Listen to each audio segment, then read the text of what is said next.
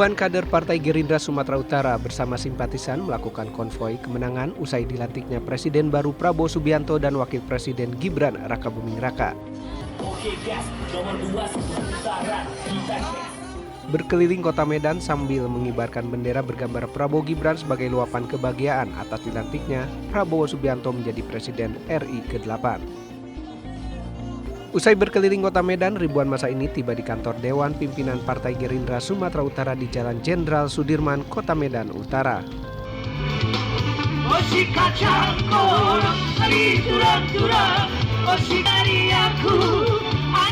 Mereka menikmati gerai UMKM yang telah disediakan secara gratis. Selain konvoi pelantikan Presiden, pihak panitia menggelar doa bersama untuk masa kepemimpinan Prabowo Subianto dan bakti sosial kepada masyarakat. Gerindra Sumatera Utara melakukan pesta rakyat yaitu menonton barang pelantikan Presiden dan Wakil Presiden Republik Indonesia. Ini pesta yang memang kemauan ataupun permintaan dari rakyat banyak, khususnya masyarakat Sumatera Utara. Kegiatan syukuran bersama doa bersama anak yatim, lanjut kita nonton bareng, lanjut kita makan sajian UMKM yang kami yang ada di Medan dan sekitarnya.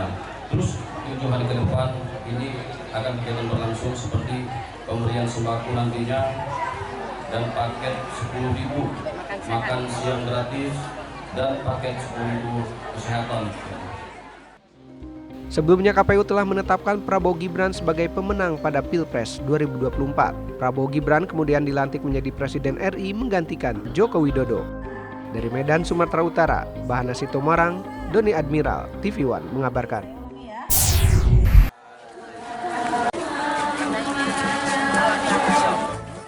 Ratusan mama pengajian PHBI Kecamatan Perbaungan menyambut kedatangan calon Gubernur Sumatera Utara nomor urut 2, Edi Rahmayadi, pada acara peringatan Maulid Nabi Muhammad SAW di Desa Lubuk Cemara, Kecamatan Perbaungan, Serdang, Bedagai. Tampil mengenakan baju serba hitam, Edi bersama sang istri datang dan disambut meriah ibu-ibu pengajian tersebut. Gendang rebana dan nyanyian juga menjadi pengiring masuknya Edi ke lokasi acara. Kedatangan Edi bukan hanya disambut meriah emak-emak, pedagang asongan juga tak luput merasakan kebahagiaan atas datangnya calon gubernur Sumatera Utara tersebut. Edi berterima kasih pada peserta yang hadir dalam pengajian itu.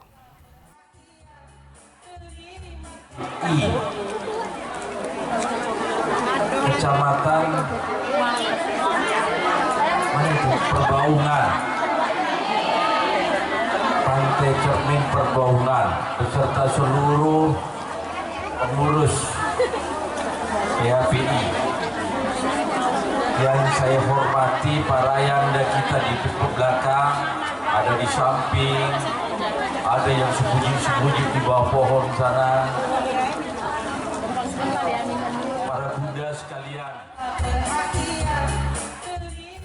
Dalam sambutannya, Edi berjanji akan memberikan pelayanan maksimal kepada masyarakat mulai dari kota hingga sampai ke pelosok desa. Dari Serdang Bedagai, Sumatera Utara, Ahmad Sukri, TV One mengabarkan.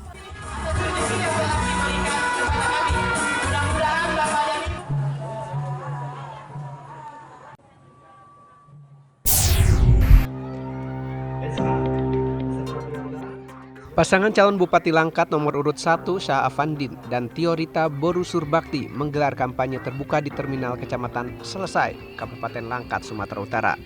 Kampanye ini dihadiri oleh ratusan warga yang merupakan simpatisan pasangan yang diusung oleh 11 partai politik tersebut.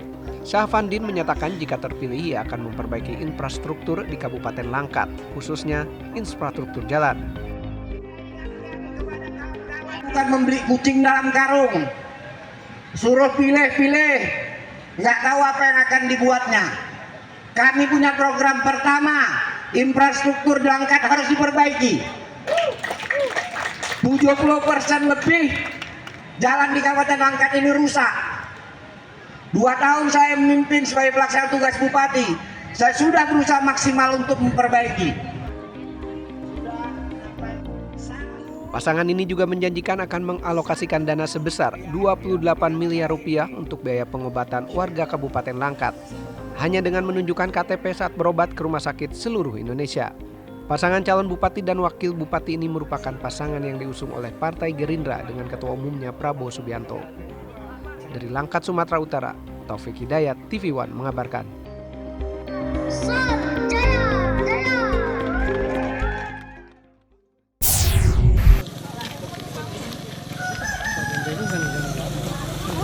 Calon Wakil Bupati Langkat, Sumatera Utara nomor urut 2, Adlita Mahidayat Sembiring mendatangi rumah Ponimah, warga dusun Madang Ara, Desa Lama Baru, Kecamatan Sailepan, Kabupaten Langkat. Kondisi rumah Ponimah yang sudah puluhan tahun dihuninya rusak parah dan tidak layak huni. Selama ini Ponimah mengaku belum pernah menerima bantuan dari pemerintah setempat.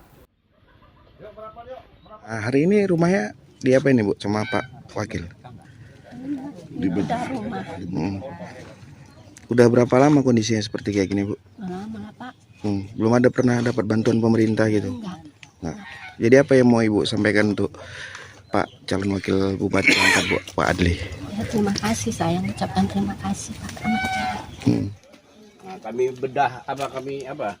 Sementara itu, calon Wakil Bupati Langkat Adlita Mahidayat Sembiring mengaku sangat miris terhadap kenyataan yang terjadi di Kabupaten Langkat.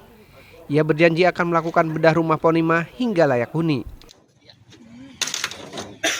Melakukan bedah rumah bersama tim dan masyarakat sekitar untuk bisa memberikan rumah yang layak kepada Ibu Ponimah dan juga melihat kenyataan yang sangat miris karena desa ini hanya berjarak beberapa kilometer dari kilang minyak pertama di Indonesia, tapi jangankan kondisi ekonomi masyarakat, infrastruktur jalan yang menjadi hak dasar masyarakat pun tidak terpenuhi oleh pemerintah. Kami harap tentu simbol kekayaan Indonesia ini bisa memberikan manfaat yang selayak-layaknya untuk masyarakat sekitar yang tinggal di sini. Dalam kampanyenya kali ini, Adlita Mahidayat berjanji akan membuat perubahan bagi warganya jika nanti terpilih menjadi Bupati dan Wakil Bupati Langkat bersama Iskandar Sugito. Dari Langkat, Sumatera Utara, Taufik Hidayat, TV One mengabarkan.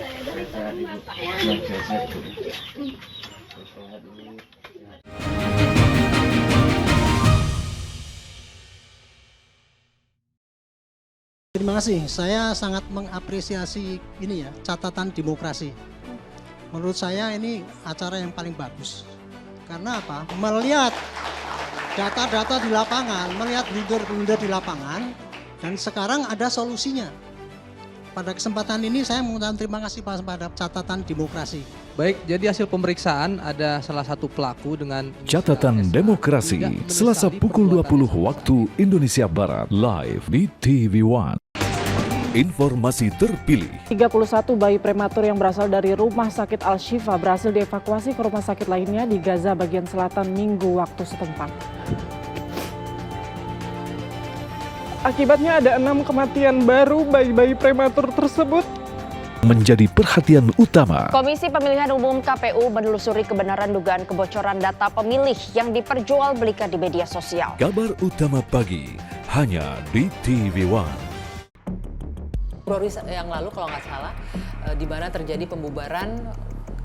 Ya, tidak dilibatkan. Dilibatkan kan? Tidak, ini banyak undang-undang ini. Ustadz Hilmi sedikit, bagaimana Anda melihat ini Pak Ustadz ketika waktu yang sangat singkat kita bisa mensimplifikasi sekitar 70. Penampilannya sudah nggak setuju. Yang terus. Saksikan yang ini dua saja. sisi Itu di TV jika One. Menelisik tanda tanya publik. Yang dikatakan penyerangan personal itu yang gimana, yang bukan itu yang gimana. Kalau kemudian kebijakan, program yang diserang itu bagus, sehingga kita sebagai penonton, calon pemilih, itu bisa membedakan antara satu yang lain. Memahami makna secara seksama. Komisi Pemilihan Umum menegaskan tidak akan mengubah format debat Capres-Cawapres. Karena kalau diubah nanti jadi pertanyaan. KPU itu tengah tepat. Tahu ya, waktunya sangat terbatas. Nggak ada masalah atas dengan format yang ada. Kabar petang di TV One. Menuntaskan kasus yang meresahkan.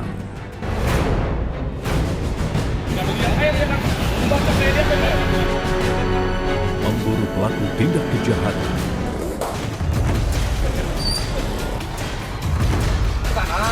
menyergap hingga ke tempat persembunyian.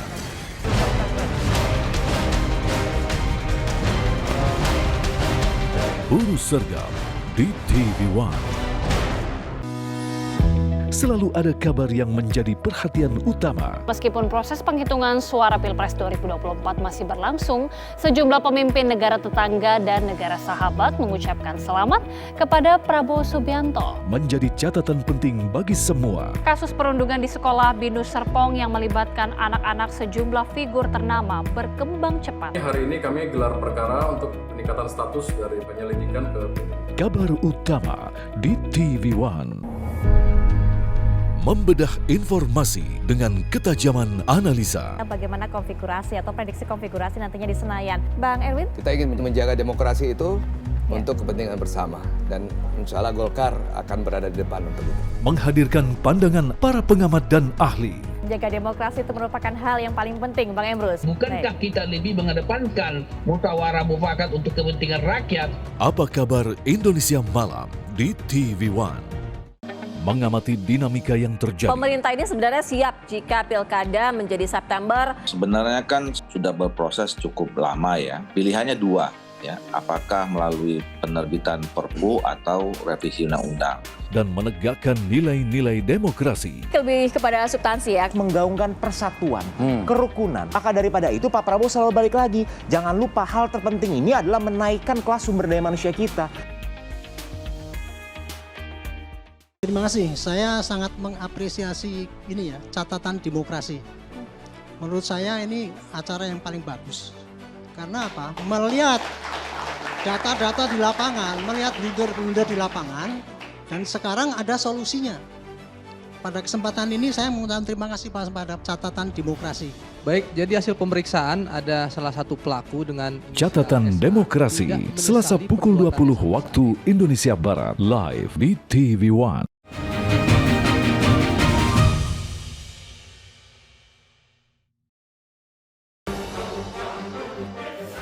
Calon Gubernur Sumatera Utara Bobi Nasution berkampanye di Kecamatan Sitelutali Urang Jehe, Kabupaten Pakpak Barat, Sumatera Utara. Bobi didampingi calon Bupati Pakpak Barat, Frans Berhad Tumanggor. Dalam sambutannya, ia menyinggung tentang dana APBD.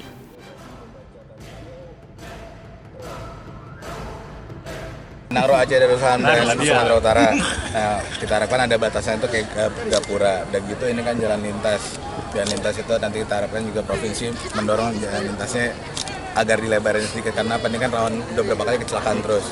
Begitu juga Gapura antar kabupaten. Itu kan jalan provinsi juga. Itu dan juga peningkatan ke ekonomi di sekitaran sini. Bobi juga berjanji jika terpilih akan memperbaiki infrastruktur terutama jalan lintas yang ada di Pakpak Barat untuk menunjang dan meningkatkan hasil pertanian warga. Ya kalau program secara keseluruhan sudah ada yang untuk Pakpak Barat juga pasti ada yang bisa di pertanian, khususnya lagi di perkebunannya. Tadi disampaikan Pak Bupati, Wakil Bupati juga tentang infrastruktur. Antar kecamatan juga di sini masih ada yang menjadi persoalan. Nah, itu juga nanti bisa meningkatkan harga produksi jadinya kalau infrastrukturnya belum terlalu baik.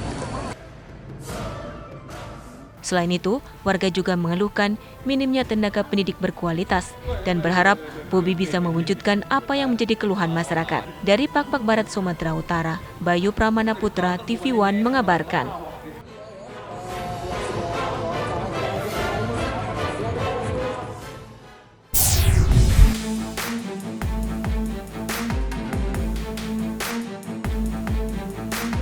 Calon Gubernur Sumatera Utara, Bobi Nasution dan Edi Rahmayadi mulai saling serang. Pilgub Sumatera Utara memang mulai memanas. Menjelang debat perdana pada 30 Oktober mendatang, baik Bobi maupun Edi, keduanya tak lagi sungkan mengkritik lawannya secara terbuka di hadapan publik. Calon Gubernur Sumatera Utara, Bobi Nasution mengkritik Edi Rahmayadi yang merupakan mantan Gubernur Sumatera Utara periode 2018 hingga 2023.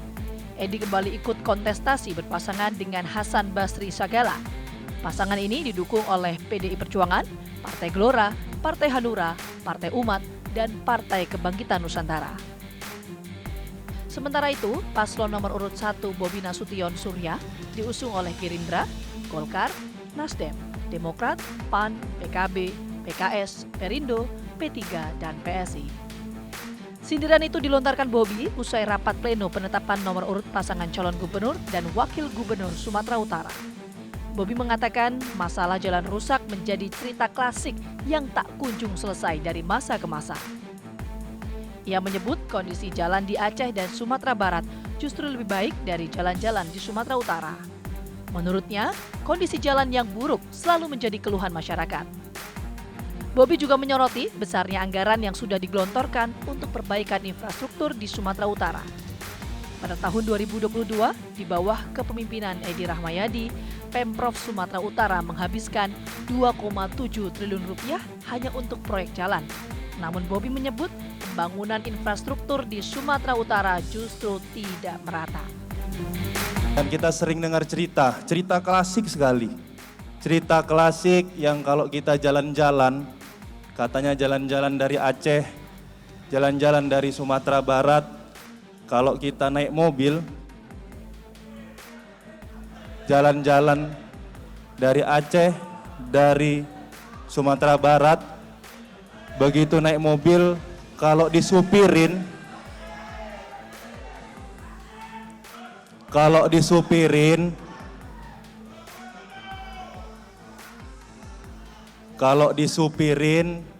nggak usah begitu tahu tujuannya mau ke Sumatera Utara, tahu kita kapan sampainya.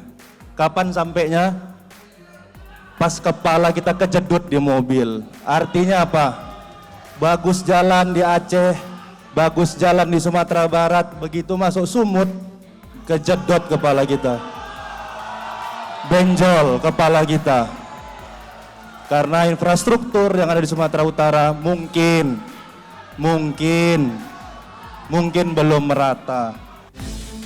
Tak hanya soal infrastruktur jalan, Bobi juga mengkritik Edi terkait masalah kesehatan. Menurut Bobi, masyarakat sangat membutuhkan seorang pemimpin saat mereka sakit. Pemimpin seharusnya bisa memberikan fasilitas kesehatan yang memadai dan akses yang mudah untuk masyarakat. Misalnya, masyarakat cukup datang ke fasilitas kesehatan untuk berobat dengan menunjukkan KTP mereka. Tapi kita tahu dari 38 provinsi di Indonesia, Sumatera Utara salah satunya, yang masyarakat Sumatera Utara belum bisa berobat pakai KTP. Kalau di Medan udah bisa ya, di Medan. Sementara itu, Edi membalas kritikan Bobi dengan menyindir soal dukungan dari keluarga Bobi yang kini tengah berkuasa di Indonesia. Aksi saling sindir dan saling kritik merupakan hal yang lazim dalam setiap kontestasi politik. Saling serang antara Bobi dan Edi justru dapat menguntungkan para pemilih, karena pemilih akan lebih memahami kelemahan dan kelebihan masing-masing pasangan calon gubernur.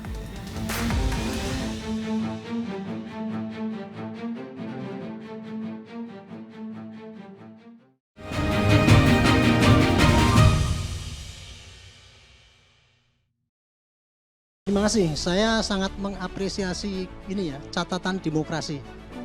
Menurut saya ini acara yang paling bagus. Karena apa? Melihat data-data di lapangan, melihat blunder-blunder di lapangan, dan sekarang ada solusinya. Pada kesempatan ini saya mengucapkan terima kasih pada catatan demokrasi.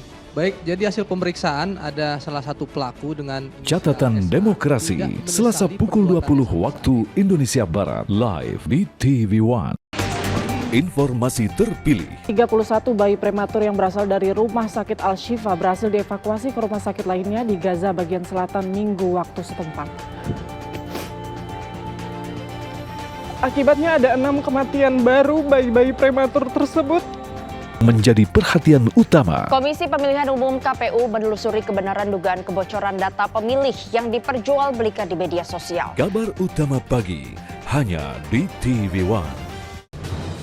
menelisik tanda tanya publik. Yang dikatakan penyerangan personal itu yang gimana, yang bukan itu yang gimana. Kalau kemudian kebijakan, program yang diserang itu bagus, sehingga kita sebagai penonton, calon pemilih itu bisa membedakan antara satu yang lain. Memahami makna secara seksama. Komisi Pemilihan Umum menegaskan tidak akan mengubah format debat Capres-Cawapres. Karena kalau diubah nanti jadi pertanyaan. KPU itu tengah tepat. Tahu ya, waktunya sangat terbatas. Nggak ada masalah dengan format yang ada. Kabar petang di TV One. Menuntaskan kasus yang meresahkan.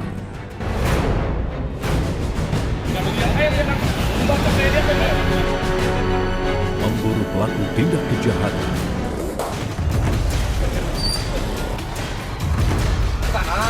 Menyergap hingga ke tempat persembunyian.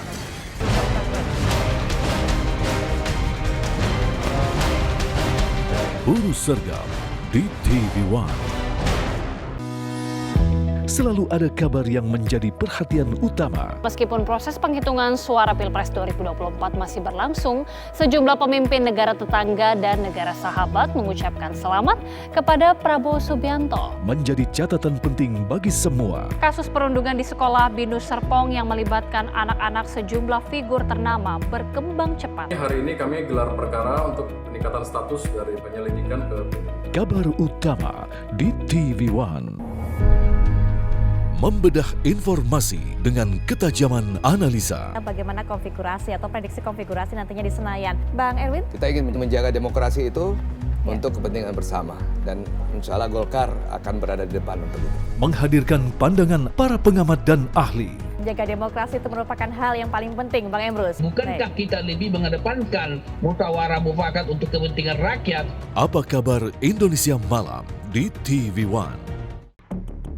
Februari yang lalu kalau nggak salah, di mana terjadi pembubaran Ya tidak dilibatkan. Dilibatkan kan? Tidak, ini banyak undang-undang ini. Ustadz Ilmi sedikit, bagaimana Anda melihat ini Pak Ustadz ketika waktu yang sangat singkat kita bisa mensimplifikasi sekitar 70.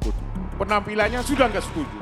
Yang terus. Saksikan yang ini dua saja. sisi Itu di jika TV One.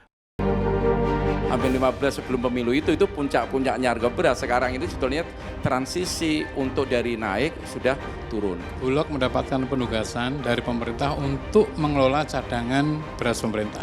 Nomor 1, kita mengutamakan produksi dalam negeri.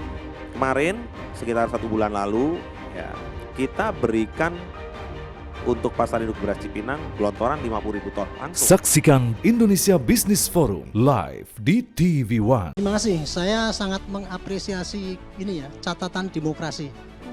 Menurut saya ini acara yang paling bagus. Karena apa? Melihat data-data di lapangan, melihat blunder-blunder di lapangan, dan sekarang ada solusinya. Pada kesempatan ini saya mengucapkan terima kasih pada catatan demokrasi. Baik, jadi hasil pemeriksaan ada salah satu pelaku dengan Catatan Demokrasi, Selasa pukul 20 waktu Indonesia Barat, live di TV One.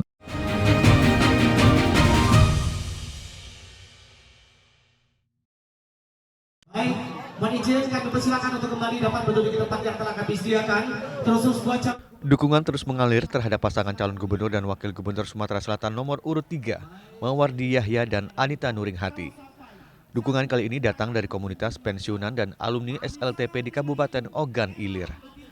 Para relawan membacakan pernyataan sikap untuk memenangkan pasangan mata hati di Pilkada Sumatera Selatan. Pernyataan sikap dan tekad. Pernyataan sikap dan tekad. Komunitas pensiunan dan alumni SLTP Ogan Ilir. Mawardi Yahya dan RA Anita Nuringhati. Dalam orasi politiknya, Mawardi Yahya berjanji akan membawa kemajuan bagi Provinsi Sumatera Selatan jika terpilih nantinya. Tapi harapan siapapun itu harapan itu pasti ada. Harapan saya begitu. Mudah-mudahan teman-teman saudara ataupun teman-teman sekolah. Jelas saya sampaikan. Dulunya pernah sukses program Pak. Kita lebih dari bagaimana nanti anak-anak kita yang ranking pertama kita berikan kesempatan. untuk kuliah, banyak hal. Karena begini ya, di dalam visi-misi ini tidak bisa yang masyarakat dadakan kurikulum. Di Kabupaten Ogan Ilir, pasangan Mata Hati yang mengusung program sekolah gratis dan berobat gratis bertekad meraih 90% suara. Dari Palembang, Sumatera Selatan, Samsul Rizal, TV One mengabarkan.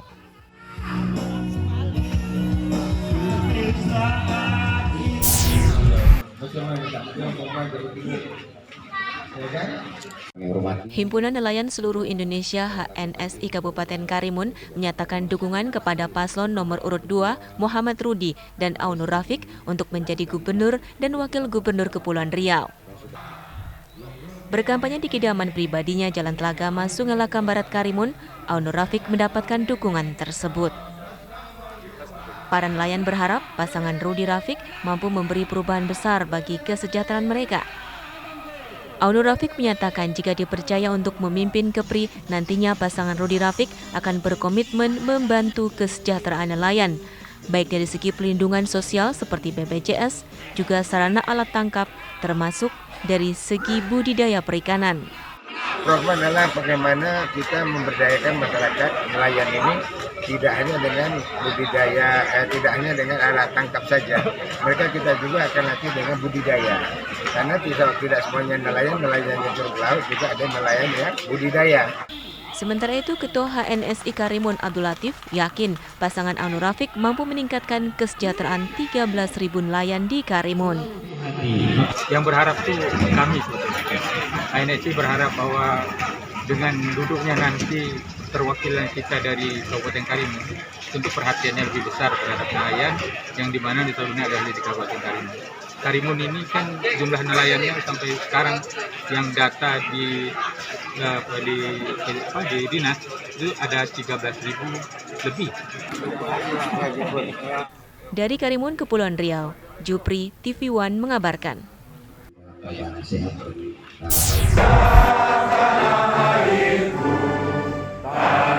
Menjelang Pilkada serentak pada November mendatang, DPD PDI Perjuangan Provinsi Lampung mempersiapkan ribuan saksi yang akan bertugas mengamankan suara di seluruh TPS. Pelatihan digelar oleh Badan Saksi Pemilu Nasional PDI Perjuangan Provinsi Lampung diikuti 259 kader pelatih saksi yang akan bertugas melatih ribuan saksi lainnya. Setiap TPS akan diawasi oleh minimal 2 saksi, 1 saksi untuk Pilgub dan 1 saksi lainnya untuk Pilkada Bupati atau Wali Kota. Secara total, DPD PDI Perjuangan Provinsi Lampung menyiapkan 27.000 orang saksi. Pelatihan tidak hanya sekedar formalitas, melainkan merupakan peningkatan kapasitas para pelatih saksi yang nantinya akan turun langsung melatih para saksi di lapangan. Mereka juga dilatih untuk bekerja sama dengan regu pemilih dan menjaga agar tidak ada tekanan atau intimidasi terhadap pemilih. Para saksi dilatih tidak hanya soal teknis pengawasan, tetapi juga bagaimana bersikap kritis terhadap berbagai pelanggaran yang mungkin terjadi di TPS, seperti bendera pasangan calon yang tidak semestinya, hingga memastikan bahwa petugas KPPS telah menjalankan tugas sesuai aturan. Ini pelatihan saksi terregional 1 atau zona 1, beberapa kabupaten, nanti ada zona 2. Poin penting adalah gini, bahwa PDI itu partai yang terorganisir, jadi kepemimpinannya terorganisir, ini penugasan partai. Saksi adalah kader PDI Perjuangan yang dibekali informasi militansi. Di saksi itu nanti partai menugaskan mereka. Pelatihan saksi menjadi bagian penting dari strategi PDI Perjuangan dalam menghadapi pemilu 2024, terutama dalam mengamankan suara di Pilgub dan Pilkada serentak. Dari Bandar Lampung, Pujian Syah, TV One mengabarkan. Tang ting tung ting tang ting tung.